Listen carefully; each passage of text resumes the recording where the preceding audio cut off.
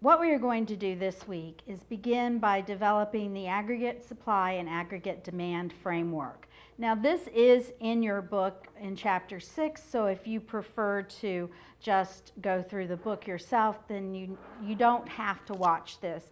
But I think it's pretty important that you understand the derivation of aggregate supply and aggregate demand and the Keynesian theory behind it. So I am going to go through that with you. Now, classical economics maintained that markets clear, that effortlessly and easelessly you will always have exactly quantity demanded equal to quantity supplies. There is not going to be any shortages, there will be no surpluses, and Say's law says that everything that is produced will be bought as the market moves to equilibrium. Now, during the Great Depression in the 1930s, that simply was not the case. Classical economics seemed to be failing to explain what was going on in the economies of the world. Market economies in the United States and Europe were experiencing massive surpluses of resources such as labor. They were experiencing shortages of food. So the classical model did not seem to be working. And as the unemployment rate in these countries were approaching 25%, there began to be some thought that perhaps looking at Marxism and moving towards a Soviet-style planned economy might be a better direction for these economies to go in. And in steps John Maynard Keynes, because he wants to save capitalism. He actually thinks that capitalism does work and that in the long run, those markets will clear. But his position was that we are all dead in the long run. So we need to be looking at these things in the short run and in the decision-making framework. So he began by looking at aggregate demand. Now, in microeconomics, when you look at a demand curve, a simple demand curve in microeconomics where you have quantity and price for an individual, we know that the demand curve for an individual slopes down. And it slopes down because of the law of diminishing marginal utility. Every time you consume a product, you get less utility than from the one before. So that explains why at higher prices you are willing to buy less and less of the product. And then you can aggregate all of the consumers into a single function for a single product or market. Now, when you begin to look at aggregate demand across all sectors and across all products, you can't use that theory any longer. That does not explain why all the aggregate demands are downward sloping. So Keynes looked at it and indeed believed aggregate demand was downward sloping, but he said, first of all, we have to look at what constitutes aggregate demand. Aggregate demand is equal to consumption plus investment plus government spending plus net exports. So that's exports minus imports. So those are the components of aggregate demand. And he said we can explain a downward sloping aggregate demand curve using three of these. First of all, in the consumption markets. When you have lower prices, you're increasing the purchasing power of people's savings. So they will remove savings out of their savings accounts and increase their spending. That's called the Pigou effect or the wealth effect. So we have the Pigou effect to explain a downward sloping demand curve, and it says when prices go down, people's savings become the purchasing power of individual savings increases, and as a result, we'll have an increase in expenditures, so we see a downward sloping aggregate demand curve. The second reason that we will see a downward sloping demand curve is the interest rate effect.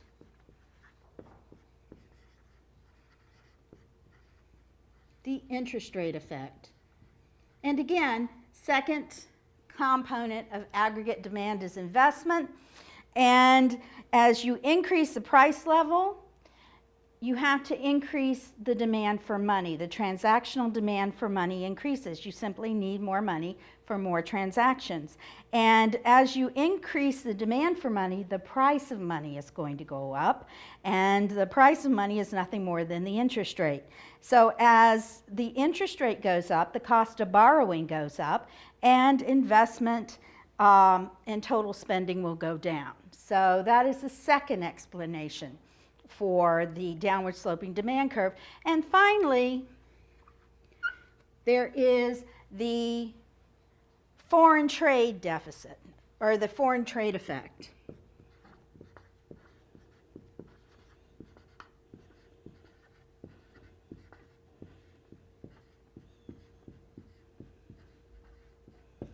And this says that when the prices of products in the United States go up, then imports are cheaper relative to our own products. So American or consumers will decrease the amount of products that they purchase from American producers and increase imports. And by the same token, overseas, our products have become more expensive relative to others, so we'll see a decrease in exports. At the same time, we're seeing an increase in imports. So what we're seeing is that imports, because of the rising price level, imports are increasing and exports are decreasing. And as a result, output, or GDP, is falling with the rising price level.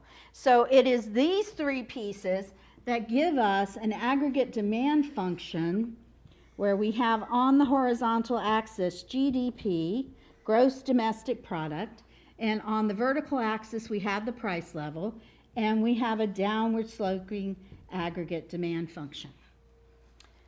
So what will change that aggregate demand function? Well, there are components to this. So changes in consumption, changes in investment, changes in government spending, and changes in net export will all change the aggregate demand function. And in addition, changes in the money supply will also change the aggregate demand function. So let's start with the first component of aggregate demand, and that is consumption. Now, factors affecting consumption that will change the aggregate demand curve are taxes, savings, and consumer optimism. So changes in aggregate demand are brought about through consumption, and what changes that within the consumption function? Taxes. Change in taxes, a change in savings,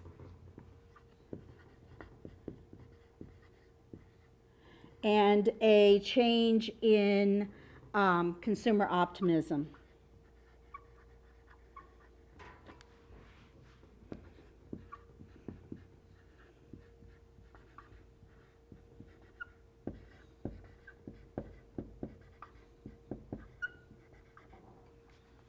Now, let's look at the first piece of that, and that is taxes.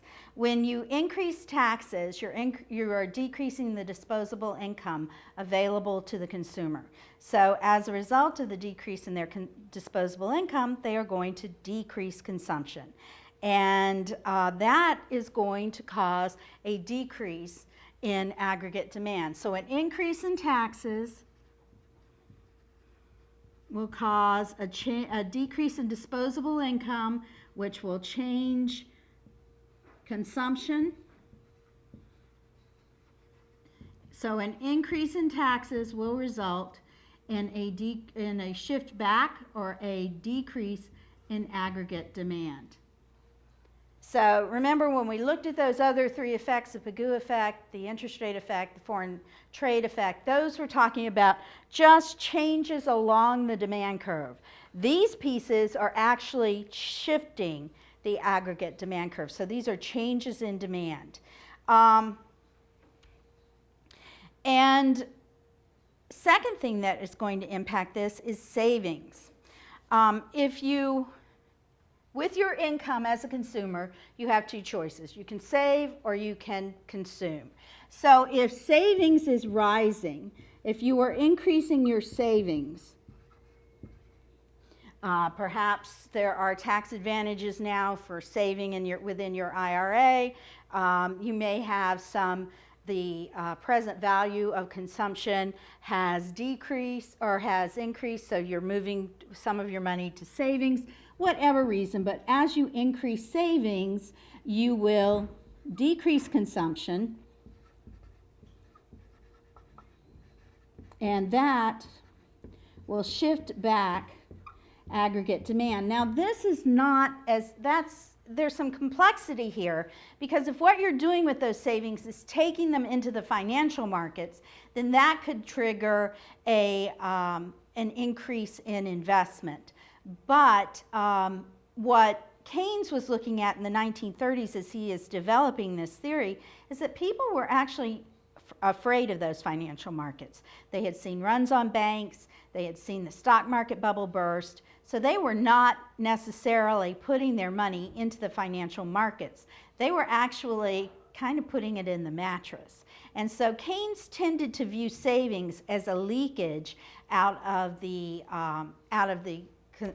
economy, and as a result, he saw this as a decrease in aggregate demand. And finally, we look at consumer optimism.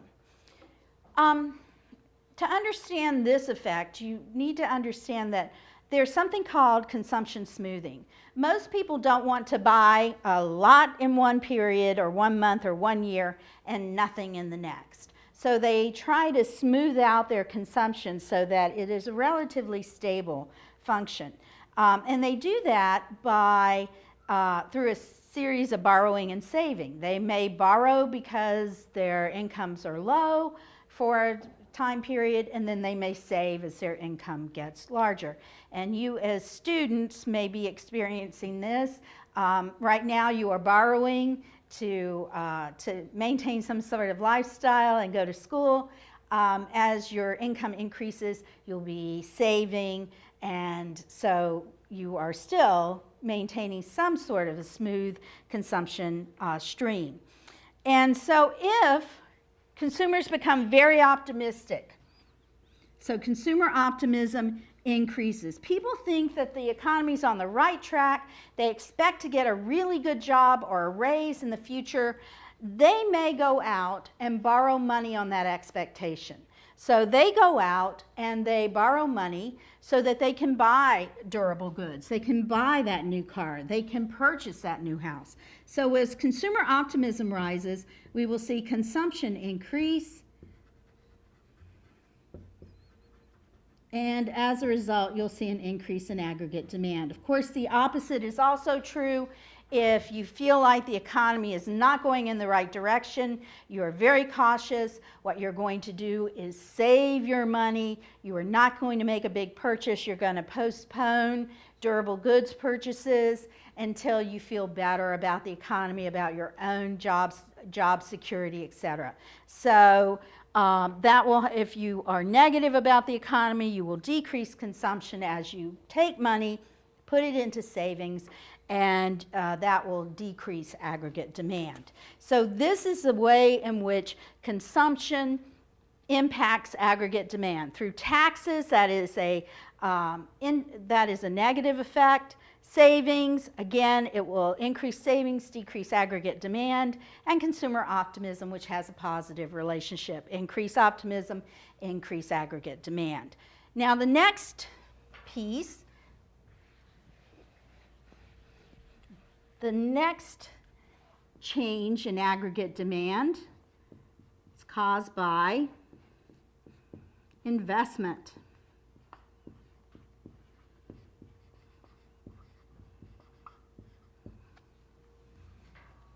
Now, investment spending includes business capital spending as well as new home construction, and we want to look at what causes that investment function to change and thus increase aggregate demand. And first of all, we look at business spending. Let's look at this as capital budgeting. If you have a projected rate of return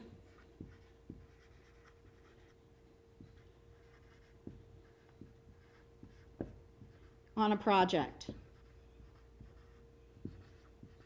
if that projected rate of return is greater than the market interest rate,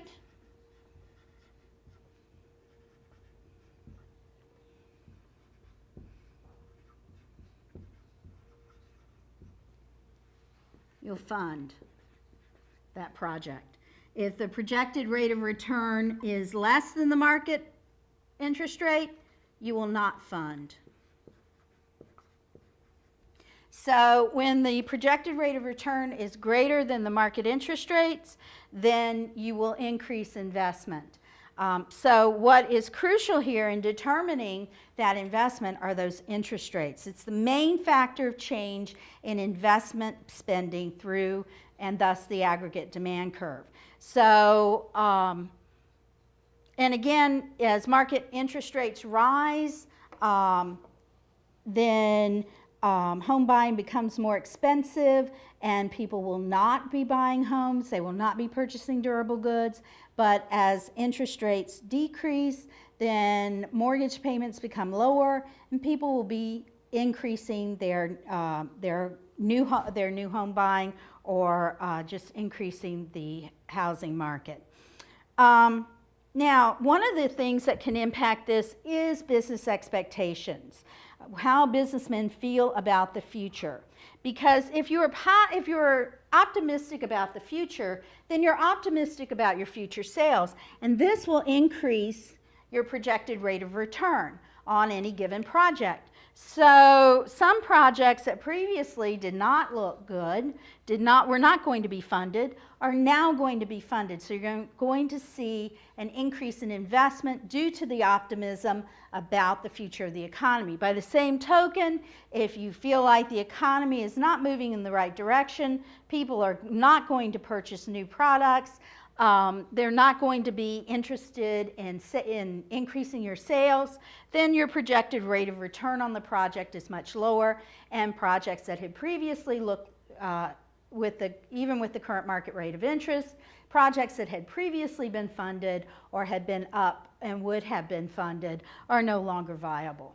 So in here, what happens is that investment is crucially dependent on those interest rates, which is why when we look at the monetary policy, those interest rates are so important.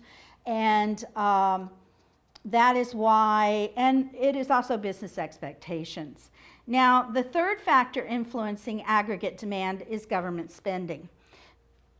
Now, government spending is actually what we call exogenous to the system.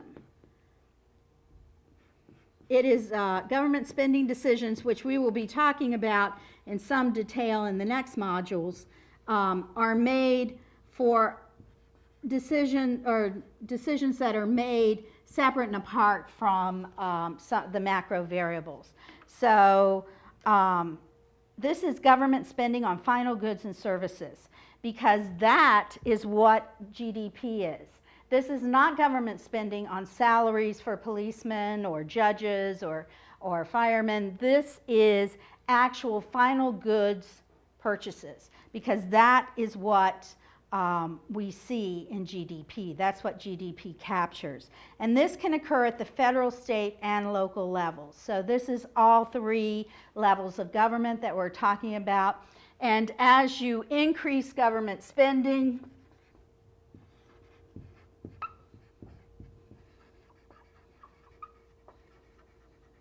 you will increase aggregate demand. And as you decrease government spending, you will decrease aggregate demand. So direct positive relationships between government spending and aggregate demand. And the last component of this that will impact aggregate demand is net exports.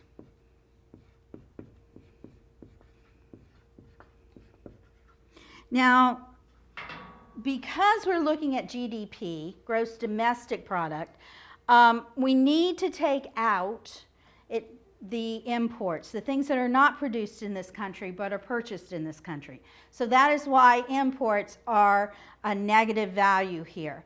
GDP is total spending within the economy, so we need to take those imports out, and so that GDP can correctly measure how much the economy is actually producing, and this amount of spending, so the import spending needs to be pulled out. That is why that is a negative number. So if we increase exports, so these are products that we have produced in the country and we are selling abroad, if we increase exports, the effect will be an increase in aggregate demand. And if we increase imports, and that is goods not purchased in this country, and purchasing foreign goods instead of domestic goods, then we should see a decrease in aggregate demand. So again, the exports is a positive relationship with aggregate demand. The imports is a negative relationship with aggregate demand. And lastly, this is 4. And 5 is the money supply.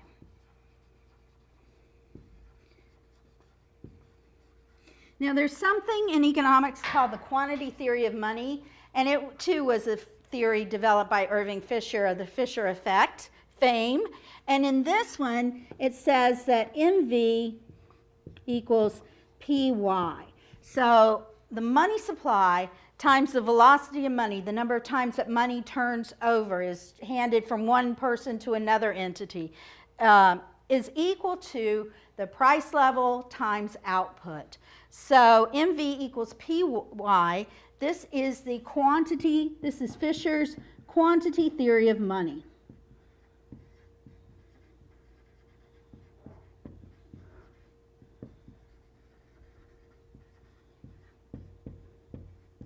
And it says, Fisher hypothesized that velocity of money is usually pretty constant. It changes about the same number of times. The output level is fixed. So when there is a change in the money supply, there will be a change in the price level as well. So when you increase the money supply, you are going to increase aggregate demand.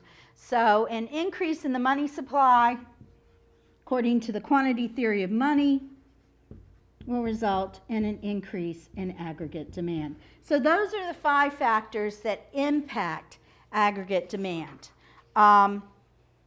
And of this, another key piece of the Keynesian theory is a spending multiplier.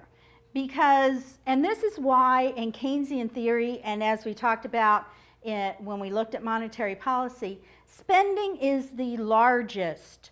In the Keynesian world, spending is the most important of the macro variables. And the reason for that are the multiplier effects.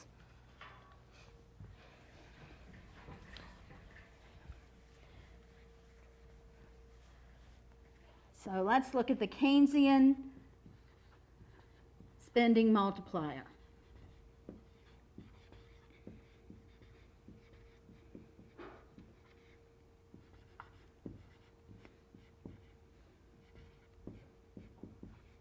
And what Keynes said is that when you have income, you are going to do one of 2 things. You are either going to spend it or you are going to save it. You're either going to consume it or you will spend it.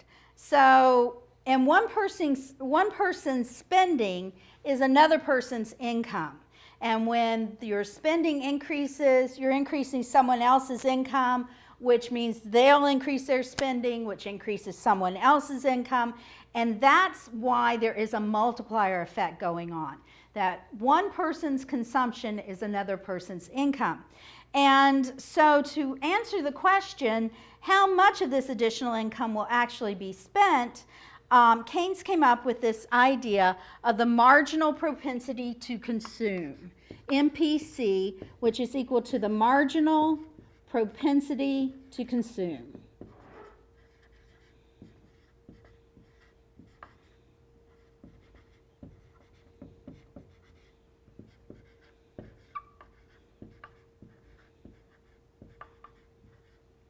MPC. And this says that the marginal propensity to consume is the change in consumption due to a change in disposable income.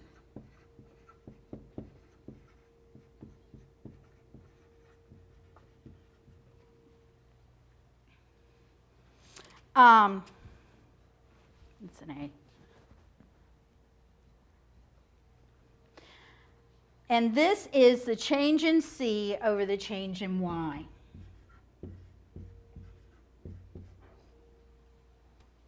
Now, the multiplier, the change in GDP, is the overall multiplier, that change in gross domestic product, which the math is in your book, so I'm not going to rewrite all the math.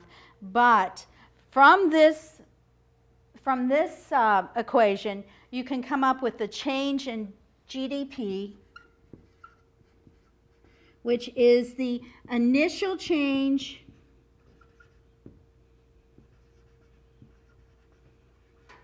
times 1 over 1 minus the MPC. So we have a multiplier here. The change in initial spending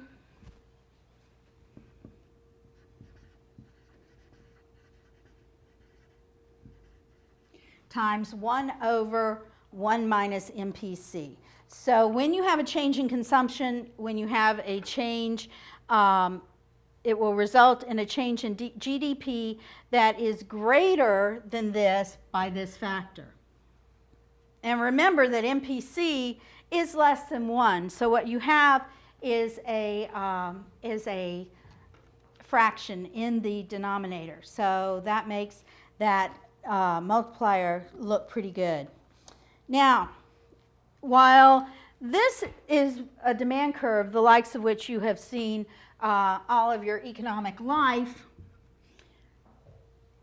the aggregate supply curve that Keynes hypothesized was a little different from your basic supply curve. Now, when we've looked at supply curves in micro theory, we have an upward sloping supply curve. That was true in the loanable funds market, that was true in the federal funds market, an upward sloping supply curve. In the Keynesian world, we don't have that any longer. The Keynesian aggregate supply curve, the curve that he hypothesized, was, and again, keep in mind that all of his theory grew out of looking at the Great Depression and the fact that classical economics could not explain what was happening in the Great Depression, so that the equilibrium position of supply equals demand with a downward sloping demand curve and an upward sloping supply curve did not seem to be explaining what he saw. So what he is doing is developing theory to explain the world in which he sees working. And so he hypothesized that that aggregate supply curve is not really upward sloping throughout. So we have price level and we have GDP. And he has a two-part, his original aggregate supply curve is a two-part aggregate supply curve. And what he noticed is that you could reach, once you reached full employment, this is full employment, then to increase, for a firm to increase their hiring, they had to increase their prices. But prior to that, you could increase output without having an increase in the price level.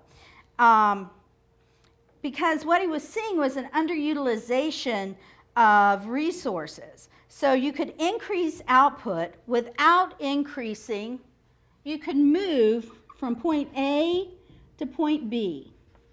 And when we draw that down here to GDP, you can see that you can have a pretty large change in output without any change in price. And that's because up until you're at full employment, you have underutilized resources. So you can hire those resources and use those resources without increasing the price level. And once you reach full employment, to increase output, you have, for a given firm, they have to increase the amount they're paying for the resources, which increase their costs, and those costs are passed on the consumer in the form of higher prices. And that is a movement from C to D. So for any given firm, if they want to increase their personal output, they have to increase the prices paid to resources. That increases their cost, and those costs are passed along to consumers. So we move from C to D. The result will be a price increase from PC to PD. So that is the two-part aggregate supply curve that was hypothesized by Keynes, and it actually explained what was happening in the market economies of the US and Europe pretty well, because you could see that you could increase aggregate demand by quite a bit and the price level was not increasing. So it was a way to explain basically this movement from A to B. So, and it worked, but by the time the war was over and we were in the midst of the post-war boom, it really was not explaining what they were seeing. And Keynes died in 1946, so this was his theory, and it worked right up through the management of World War II. But in the post-war boom, this was not explaining, again, what people were seeing. And so the Keynesian trained economists, those who call themselves Keynesian, wanted to utilize his theory still to explain the world in which they saw themselves. And so as a result, they move from this two-part demand or two-part aggregate supply function to a three-part aggregate supply function. So again, we will draw that function with price level on the vertical axis and GDP on the horizontal axis. And what we're going to see is that we still have a flat part where resources are so underutilized that you can have massive changes in aggregate demand that will increase output but will not change price. But we also have a slightly increasing piece. And in this portion of the aggregate supply curve, some but not all input markets experience shortages. So some inputs are in short supply, and to get them you have to increase the price that you're willing to pay for them, and that will increase cost, and those costs will be passed on to consumers in higher prices. But not all the markets are clearing, so we don't have that vertical piece. And the vertical piece of aggregate supply exists because we're at full employment and all of the markets are clearing, and in order to get any increase in output by any firm, they have to increase the price that they are willing to pay for resources, which again drastically increases cost, and those cost increases will be passed on to consumers in the form of higher prices. So this was the three-part aggregate supply curve, and this gave rise to something called the Phillips curve. Phillips was a New Zealand economist, and he liked to study data. He liked to look at time series data. And what he noticed is that there was a relationship between unemployment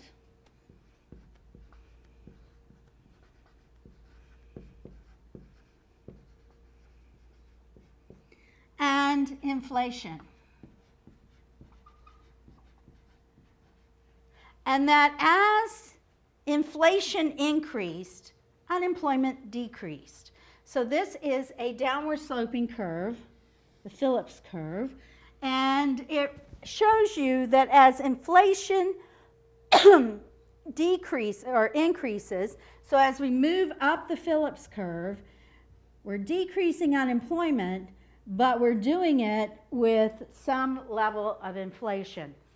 And it was this that made central bankers as well as government officials think that there might be some optimal trade-off between inflation and unemployment. And these were this until the 1970s were the reigning economic theories. And through the 1970s, this is really was used to explain the economy, to undertake policy prescriptions within the economy, but it did not explain stagflation. Stagflation occurred in the late 60s, early 70s, and for the first time, the Phillips curve does not explain what's going on, because in stagflation, you have high unemployment and high inflation rates. So these things did not explain what you were observing in the real world. And so in an attempt to explain how the economy works, they developed something called the rational expectations model. And that said that people do plan, and they form expectations about the future. And when you add that into this, you get a very different aggregate supply curve. Clearly on the aggregate demand curve, we've always seen that expectations impact investment decisions, impact consumption decisions. There's no reason to believe that if rational expectations are impacting that side of the market, they would not be impacting the supply side of the market. And so this is a different approach to aggregate supply. And the biggest change in this is a delineation between short-run aggregate supply and long-run aggregate supply. Keynes did not have a long-run aggregate supply function. Obviously, his joke was we're all dead in the long run, but more importantly, he would argue that you don't make business decisions in the long run. You make production decisions, you make those kinds of decisions within a short-run framework. Now, long run is a planning horizon, but you don't make individual decisions in the short run. But you do, if you do incorporate expectations, now we have a way to look at short-run aggregate supply versus long-run aggregate supply. And producers have expectations of prices when they start the production process. If you are a widget producer, you have some idea of what the cost of what the price will be for widgets that you are producing right now. You have some idea what car prices are going to be. You have some idea what potato chip prices are going to be. You have an idea about prices. You have an expectation about prices. And if you are wrong, and if prices are higher than you expected, then you will increase production. And if prices are lower than you expected, then you will decrease production. And then that is how you can aggregate. Now you aggregate that. And what you get is that we have a short-run average or short-run aggregate cost curve, and again, GDP on the horizontal axis, price level here, and we have a short-run aggregate supply curve that is upward sloping. So businesses start out with expectations. If prices are higher than they expected, they'll increase output. If prices are lower than they expected, they will decrease output, and we can aggregate that across the economy. If the cost of inputs change, now we look at what will change that aggregate supply curve. If the cost of inputs change, if you have an increase in cost, so what will change aggregate supply? input costs change, let's say they increase, so you are looking at a decrease in aggregate supply, short run aggregate supply. So when input costs rise, you will see a decrease in short run aggregate supply. Seller expectations will change this, and if you have an increase in your expectation of sales, so expectations about sales. This is not price, expectations of sales. If you think you are going to have higher sales, then you will increase your short run average aggregate cost curve will increase. You will increase production, because the one thing producers do not want to do is miss a sale. Once you lose a customer because you didn't have enough, it's very difficult to get that customer back. So if they have an expectation that they will have higher sales, they will increase production at every price level, and that will shift out the short run aggregate supply curve. If the number of sellers changes,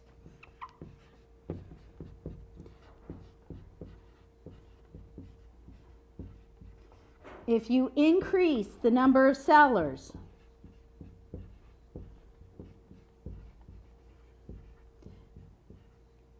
you will increase the short run aggregate cost curve. So you're aggregating across larger numbers, so obviously that will increase the short run aggregate supply curve.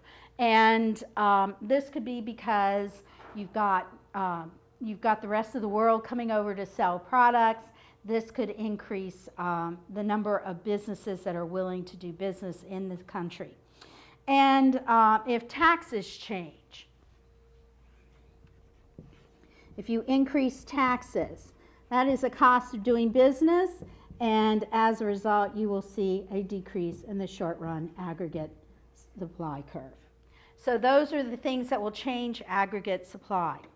Now, we have the short run aggregate supply curve, and we also, in the rational expectations model, we have a long run aggregate supply curve. And this is potential GDP. This is the long run aggregate supply curve that utilizes resources to their maximum capacity, and it represents the absolute maximum potential of GDP. And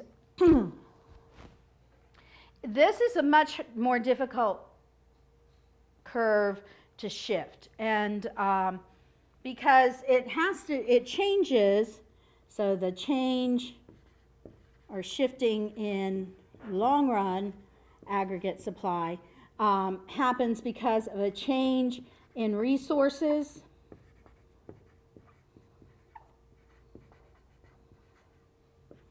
or a change in productivity. Now, changes in productivity occur through technology changes, through education of workers, etc. Increase their abilities or their education, then you'll increase productivity. But the things that will change the long run aggregate supply curve are very different from those that will change the short run aggregate supply curve. So this will move if there's a change in the resource base. I suppose you could look at the development of the fields in North Dakota as a change in our oil or our energy resource base, or changes in productivity as a result of technological or educational changes. So those are the things that will change the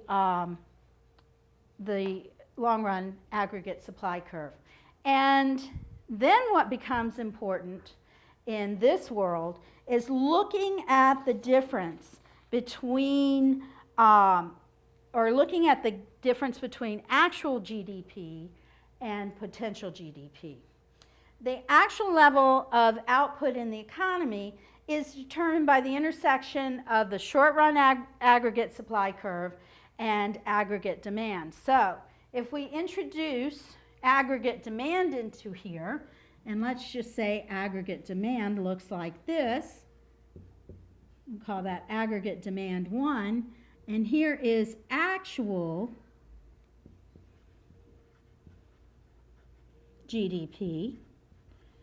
We are not at our potential production. And in this instance, what we see is that actual GDP is less than potential, and that is a recessionary gap. And that says that we have underutilized resources, or so we're not producing what we can produce. Now, if we increase demand, either fiscal monetary policy increases demand to AD2, now we have actual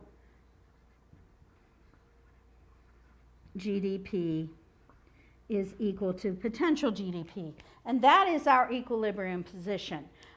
We have the actual GDP is equal to potential GDP.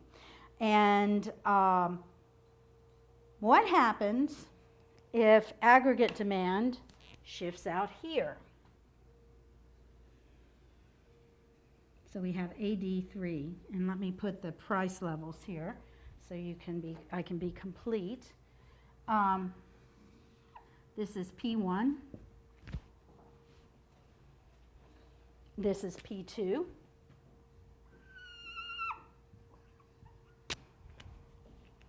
And this is P3.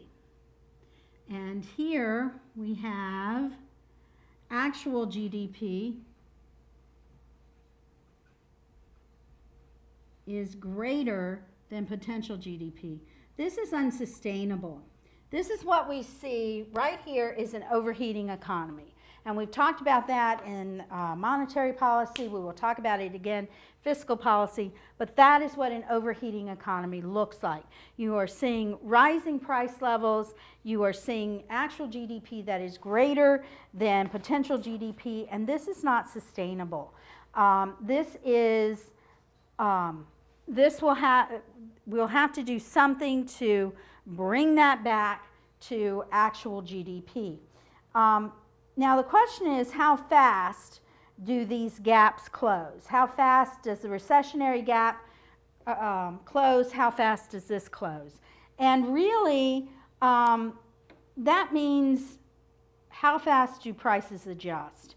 And it's important to remember, and it's one of the things that Keynes did point out to us, that input prices are sticky down. It is hard to move input prices down to solve that recessionary gap, and they're sticky on the going down.